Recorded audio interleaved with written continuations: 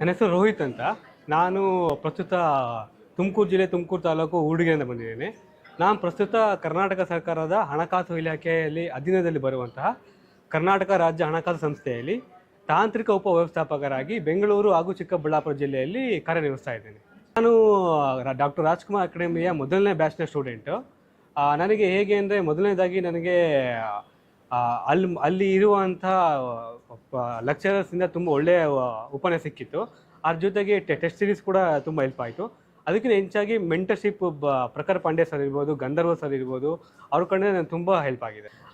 ನನಗೂ ಕೂಡ ಇದೇ ಪ್ರಶ್ನೆ ಕೂಡ ಬಂದಿತ್ತು. ನಾನು ಕೂಡ 7 ವರ್ಷಗಳ ನಂತರ ಹುದ್ದೆಗೆ ಸೆಲೆಕ್ಟ್ ಆಗಿದ್ದೀನಿ.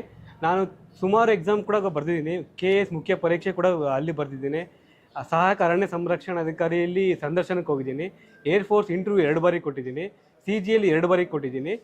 ಆದರೆ ಈಗ ಕೊನೆಗೆ ಸೆಲೆಕ್ಟ್ ಆಗಿದ್ದೀನಿ. ಏನು ಹೇಳ್ತೀನಿ ಆಸ್ಪಿರೆಂಟ್ಸ್ಗೆ ಅಂದರೆ, ಯಾವತ್ತೂ ಬಿಡಬೇಡಿ.